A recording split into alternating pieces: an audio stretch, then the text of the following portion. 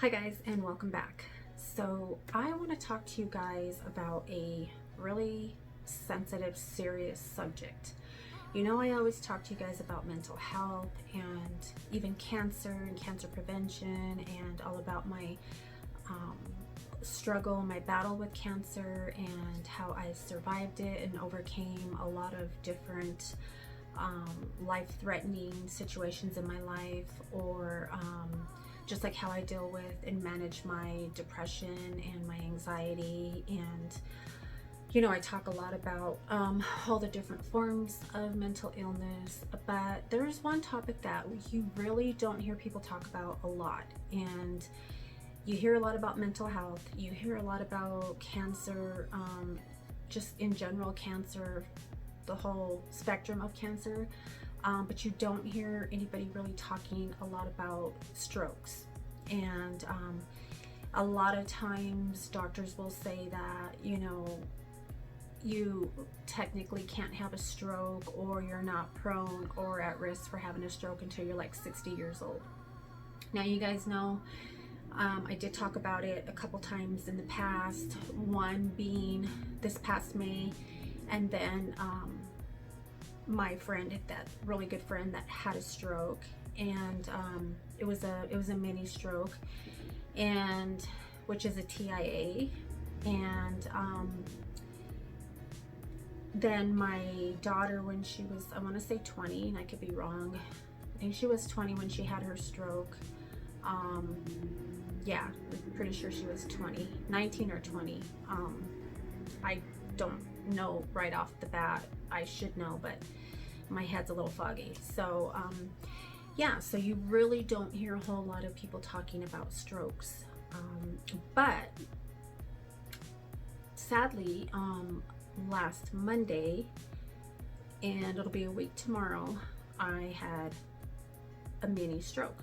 So I had a TIA, which is, I want to make sure I'm given the proper definition. This is one of the side effects of a stroke or a mini stroke is like confusion, fatigue, you're lethargic, you're weak, and you know what you want to say, but you can't find the words. Like, you can't find the word that you're looking for. Like, your mind is, you know what you're trying to say, but you're just like, your brain just freezes and just like locks.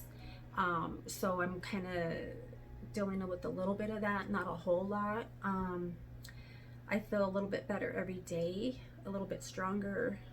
And I mean, you know, hopefully it doesn't take, you know, too long for me to, you know, get through this whole recovery. But I'm really working and trying hard to not stress. Now, what a TIA is it's a transient ischemic attack. TIA. It's a warning stroke is what it is. It's a warning stroke. It causes stroke-like symptoms that go away quickly or within a few hours, as far as like the immediate, not the after. And it doesn't cause like lasting damage to your brain, but having one is a sign that you may be at risk for a major stroke. And they just recommend lifestyle changes and or medical treatments, both, to try to prevent. And there is a lot of signs to look for when you're having one. Now, let's try to make a long story short, and you know, I'm not very good at doing that. So in a nutshell, I think I had talked to you guys many times about how I haven't been sleeping well, and you know, I don't sleep well in general. And 2 nights prior to the actual stroke, and I don't know if I did a video during this time or not. I don't remember exactly when my last video was, as far as on the timetable of when it happened, but 2 nights prior to that, I had only slept in 48 hours, probably about a total of 6 hours off and on, off and on, off and on. So that in a 48-hour period, I slept probably about 6 hours too, and I'm just being generous with that because it probably wasn't that much. But so I was really, really sleep deprived, and you know, have a lot of family stuff going on per usual, and I was just kind of going about my day, and I was just kind of pushing myself when I knew I shouldn't. I was out and about when I knew I should have been home resting, but you know, I don't like getting in a funk, and you know, I don't like day sleeping. So it was, what I usually do is I'll either rest. I rest, which consists of just me getting half ready, you know, putting some cute sweats on or cute shorts or whatever, and just kind of hanging out at home, watching TV if I can stay focused long enough to watch TV during the day.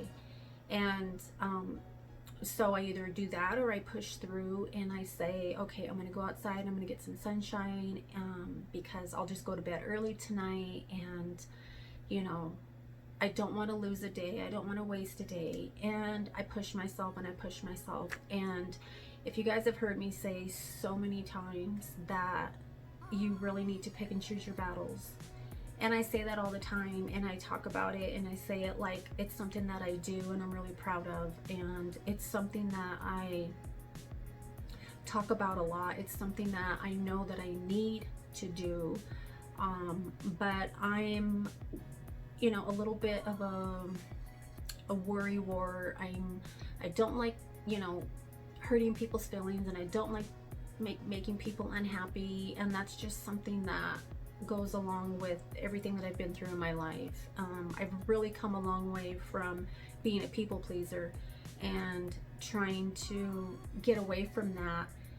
When I do say no or I do set boundaries, I do, and I'm successful with it, but I'm sitting back like feeling bad, or I wonder what they're thinking, and why are they not calling, why are they not messaging me, they're mad, it has to be something else, it's bigger than what it really is. And I just, you know, in my mind make up all these different scenarios of what it is or what it could be, and it may not even be any of the things that I'm thinking, or it may be, but I mean, nobody likes anybody to be mad at them, unless you just are generally like a shitty human being and you really don't care what people think.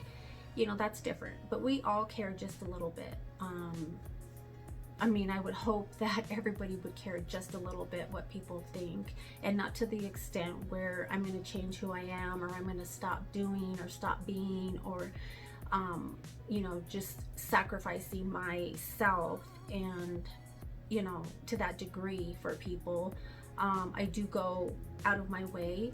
I go out of my way a little too much. I go out of my way a little too long, even when I am seeing those signs of, look, I could take you or leave you. I really don't care. I'm not responding to your text messages. I'm not doing things. I'm not there for you for a reason.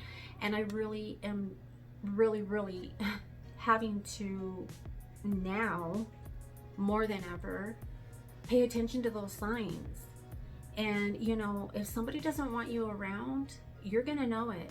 And if you're feeling it and you're seeing it and you're hearing it or not hearing it, because that's what it is, and it's hard to accept that sometimes. And sometimes we just have to be okay with people just in their own little world. Everybody's dealing with something, you know, health things. I know a lot of people are dealing with health things, and you know, I just think that even with all the health stuff that I deal with, I will still reach out. I'll still manage to say, hey, you know, I'm gonna be out and about, do you need anything? Or I'm gonna be, hey, what's, you know, what kind of snacks do you like? You know, I'm at the store, and you know, I'm just that type of person. Like, I'll drive to go do this for you, I'll drive to go do that for you, unless I'm really sick. Then I just can't do those things, and then when I can't do those things, I feel guilty because I can't.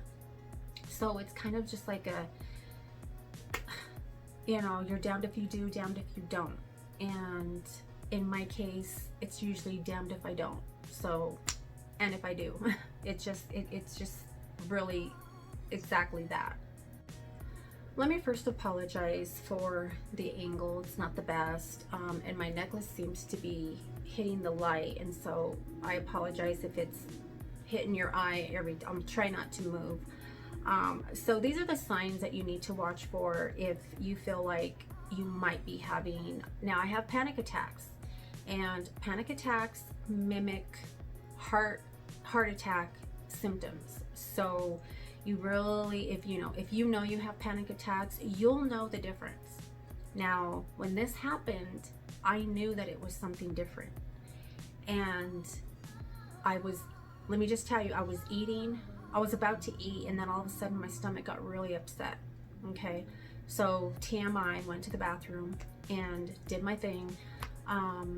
Came out, felt a little bit better, and I'm like, okay, well, I can eat now. So, sat down to eat, and was watching Shaws of Sunset, and it was their part 2 of the reunion, and it was heated. Now, I don't know if you've ever watched it, but I'm all into the reality shows, and this is a really good, they're Persian culture, and it's just a really good show. You have to watch it. I've watched all seasons, and they were getting really like amped up. They were crying, they were yelling at each other, and I get really into things, and you guys know that I feel stuff, I take on energy that's not mine a lot of the time, and there's so many things that I do and I don't do intentionally. Some things are just who I am. Okay, so it's like some things I just can't help.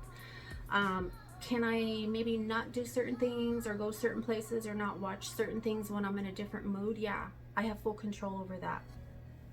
But I mean, I was eating. This is something I do on a regular basis. I watch my reality shows and I eat and whatever. I mean, I've done this a million times.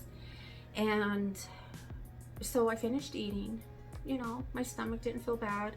And then my shoulder blades started hurting, like over here on the left side. It was just like, but it hurts off and on. So I was like, okay, nothing major to freak out about. So then I was kind of like, God, it really hurts, so I was like, got on the corner of the wall, and I was like, pushing the wall into my back and just kind of moving it around. And then I started feeling tingly, and my lips started getting numb, which happens when I have panic attacks. My arms started getting tingly and weak. It actually was getting weak, and that was different. My fingers were getting like my hand was asleep, and it was mainly in these 2 fingers, in my ring finger and my pinky finger, and that was where I felt it the most. My left leg, my left foot. And as this is all going tingly and numb, I'm getting lightheaded, and I'm feeling like, oh my God, I'm gonna faint. So I'm trying not to panic, because I'm like, is this a panic attack? And this is where I have to differentiate. Is this a panic attack or is this something more? So I'm like self-talking, breathing, deep breathing, but it's not working. And so I tell my friend, like, hey, like, something's wrong. So we're just like, okay, she's like, are you okay? Like, what do you need? What do you need? And so I'm like, let me sit down. Let me just sit down. And then the TV was going in the background, and it was just like, shut it off. Like, shut the TV off. And then I'm like, just get me some cold water. So I got some cold water, and I'm drinking the water. And then I'm like putting the cold water on my head and my wrist and like the back of my neck. And it's still coming on, and it's coming a little bit stronger now. And I can't sit up because I'm so dizzy. I feel like I'm gonna faint. I couldn't even stand up. I had to get help. And at this point, I kind of panicked for a second. I'm like, I think we need to call an ambulance. Like, I was just like, I'm serious. Like, something is wrong, and it's getting worse. So she had just bought a blood pressure machine. So she got the blood pressure machine out, and she's like, come sit down. I couldn't even maneuver my body to put my feet flat under the table to do the proper position. I said, just take my blood pressure. Like, and I'm just like, breathing, and just take my blood pressure. So my blood pressure always runs very, very low. It's like 120 over 70. Or I could be off. Maybe not 120 over 70, but it's always super, super low to where it's like, wow, like, are you okay? And it was 169 over 74. It was 169 over 74. That was the second sign that I knew that it was something more. And I was like, we have to go. So we drove there, and they came out and got me because I couldn't walk, and took me in right away. I was shaking, like literally physically shaking. I couldn't hold my head up. I felt like I was gonna faint. I literally felt like I was dying for a minute. No joke. I literally felt like, oh my God, I'm having a heart attack. You know, that's what I first thought, was I was having a heart attack. I didn't even think stroke. I don't know why I didn't. I don't know why I never considered it a possibility. And so fast forward, we bypassed all the vitals, and we were in the emergency room, and then they're running all these tests on me, immediately doing the heart attack. I know there's a term for it, but you know, checking to make sure that I wasn't in the middle of a heart attack. They ordered a CT scan. We did that probably within the first 30 minutes. They were asking me a bunch of questions. I had like a robot machine with a doctor inside of it, so it's kind of like a Zoom type Skype face-to-face. And he's asking me questions. He's telling me, smile, show me your teeth, blink your eyes. And then they have you like follow my finger, touch your nose, touch my finger, touch your nose. So they're doing all these tests that they do for stroke victims. And I'm still having the tingling, the numbness. I don't have droopiness or anything like that, which is great because you don't want that. And so we did the CT scan, and when they checked my blood pressure, it was also really high. And you know, then they checked it many, many times. After the couple times of them checking it, it started to go down a little bit, and it was going down, and it was going down, you know, more and more. And so I'm there a couple hours, and then I saw a neurologist. Actually, a neurologist was in the machine also, and then an actual physical doctor, neurologist, came in and was talking to me, and she said, okay, well, the reason that we're keeping you is because usually within a 24-hour period after having a TIA, mini stroke, your chances of having a major stroke are really high within the 24-hour period. So I'm freaking out. I'm trying not to freak out, and I'm like, well, I didn't realize you were keeping me. Nobody told me that. And she's like, yeah, we're gonna admit you. So yeah, so they had ordered a MRI for the following morning, and they also did a chest x-ray to make sure that I didn't have a blood clot, and that's what they were looking for. Plus they did a bunch of blood work, urine tests and everything. So they took me up to the neuro critical unit, which was very intimidating and very scary, because there were people there with full-blown strokes, and it was, let me just tell you, it was very intimidating, but it was the most comfortable room that I've ever been in. And you know, I had my own room, of course, and it was kind of small, but the bed was huge. The mattress on the bed pulsated, so it would pulsate like every little while. It would pulsate. Well, that's just to keep your blood flowing, for, you know, so you don't get a blood clot. And then they put the leg things on me, you know, that squeeze your legs to keep your legs from getting the blood clot. And they ran a whole bunch of tests. I mean, the questions that they asked you it was about an hour's worth of questions. But I was definitely in the right place. So, you know, at that point I was starting to calm down a little bit and my nerves weren't as intense. So we, you know, get me settled. They figure out my meds that I'm on at home, and checking my heart rate, doing the stroke test, you know, touch your nose, my finger, what year is it, you know, what day is it, who's the president, you know, they just ask you a whole bunch of questions, and just to make sure, you know, that you're not going the other direction. And so you know, I got through the night, and I was able to get up and go to the bathroom on my own and stuff. I just had to call them every time I had to go, which was really frustrating for me, because, you know, sometimes I go a lot, and it just made me nervous, because I felt like I was bothering them, even though I know that you know, that's what I was supposed to do.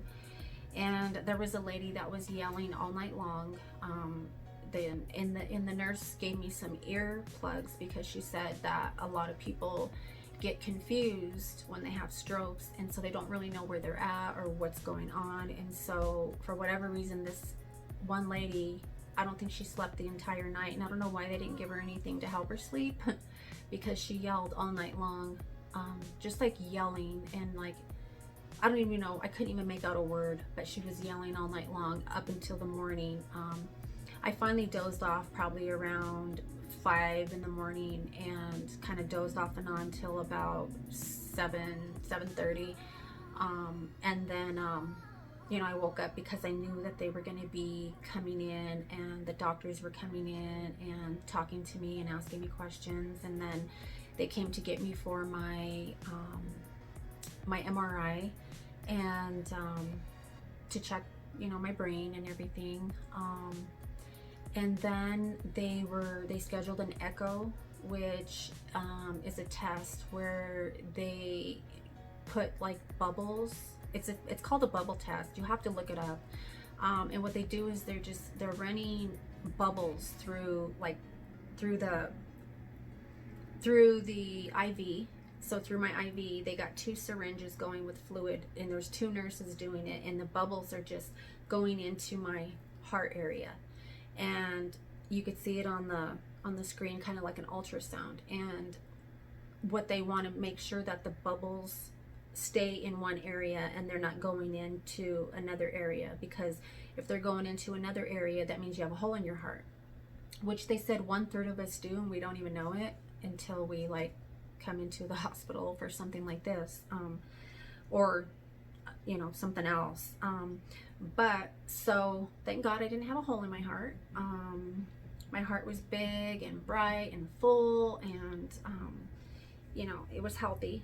And so all the tests came back okay. My blood pressure was down. I was just wiped out. Let me just say, I was wiped out, and I really didn't feel the extent of the fatigue and everything until the next day. They did release me. They recommended that I go off my hormone replacement therapy, because ideally you shouldn't be on that for more than a year or 2, because of the full hysterectomy that I had. The hot flashes and everything, the mood swings were just so intense that I said I need to be on it. So they put me on a really low dose, and I've been on it for 13 years. And hormone replacement therapy is very dangerous.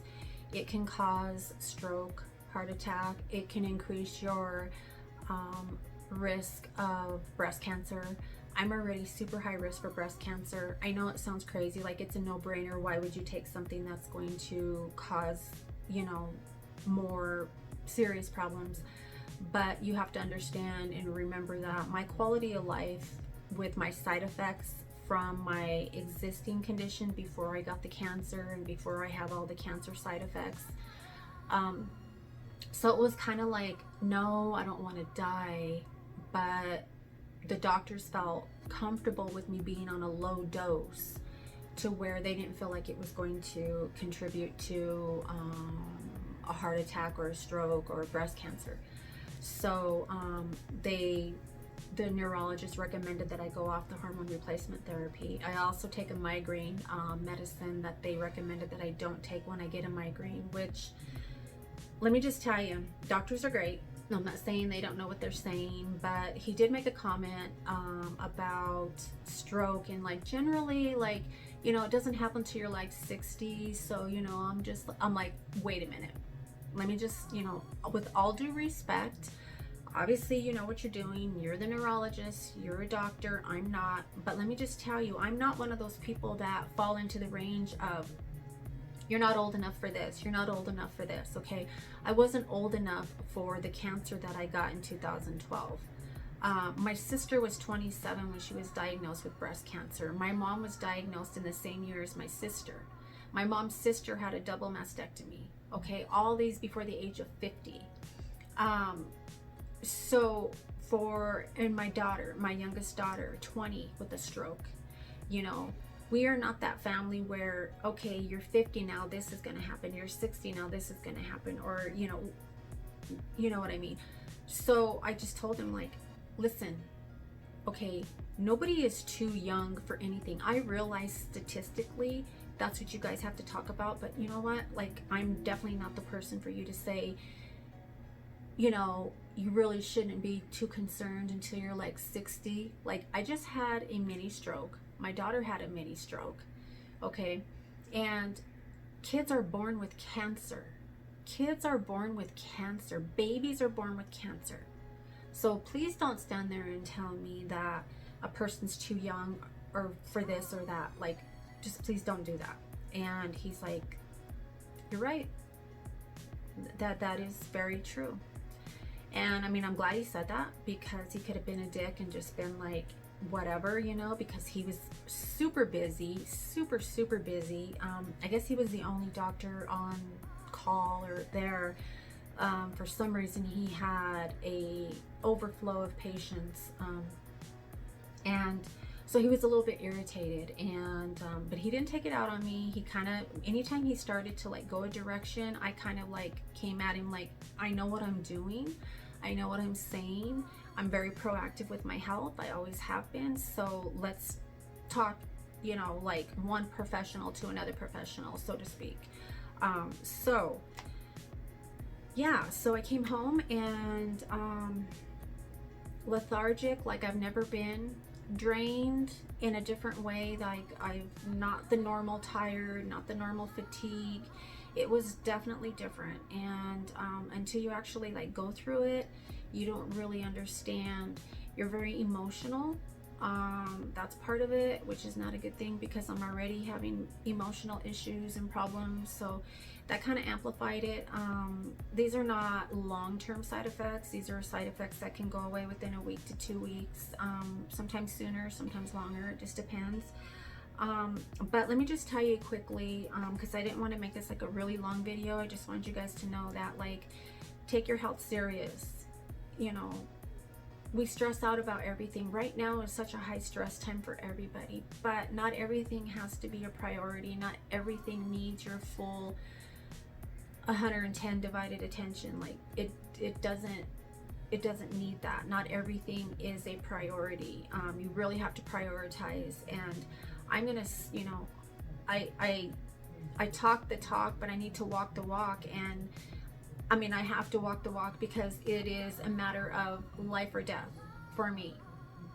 And so when I have these strained relationships, and when I have these situations that come up that are upsetting, I caught myself getting upset and my heart rate went up, and I'm like, oh my God, I felt a little tingling in my hand, and I'm like freaking out, thinking, I got upset, I'm getting upset, I'm feeling the tingling again. Like, please, no, God, please. And I just really have to catch it and stop it, because I don't want to die. Like, I don't want to die. I get depressed, and I think of, and I have bad days, and I think, God, really, you know. But really, when it comes down to it, like, I don't want to die. And not that anybody does want to die, but I just, you know, my life has been very roller coaster ride. And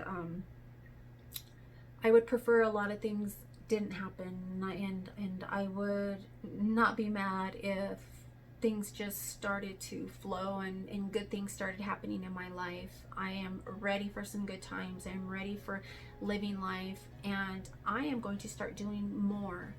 And I'm not just talking, like I literally am going to start doing more. I'm going to start getting out and doing more. I want to go dancing. I want to do things. I want to live life. And I feel like I'm just like not. And I just realized, like, what are you doing?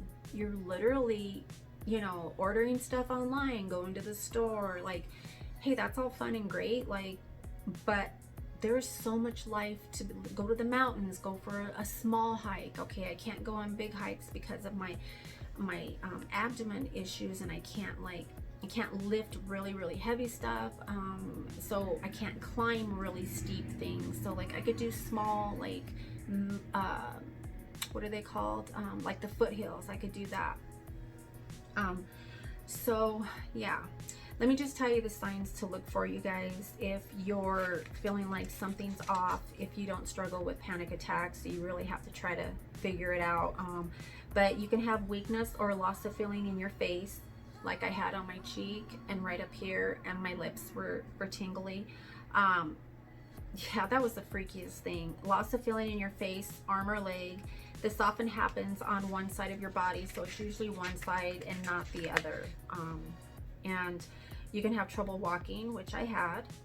Trouble moving your arms or legs. I had a hard time holding my left arm up, so I was just kind of like that. Trouble seeing, you get blurred vision. Seeing two of one object, so double vision. Feeling dizzy, which I was. Confused, which I was. It was just like coming on stronger and stronger. And I'm still a little bit like, it takes me a second to like think of what I have to say or what I'm doing. Like I've caught myself today a couple times just staring off. And I wasn't even thinking about anything. I was just like, whoa, like what are you doing? Like, what are you doing? You know? It's just the weirdest thing. Loss of balance, coordination. That was me. Feeling sick to your stomach. Nauseous. I was nauseous. I didn't throw up, but I did have stomach cramping, so I had diarrhea.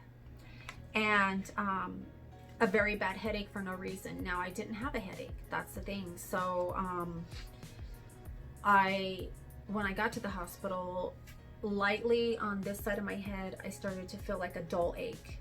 And I'm like, please don't come stronger. Like, we don't need more going on. And then it just went away. So if you have the stuff on your left side, the right side of your brain is having the stroke. So the blood vessels are blocked. Yeah, the blood vessels get blocked, which causes the stroke, which could have been so much worse. Oh my God. God has spared my life so many times, you guys. Like, he just keeps waking me up.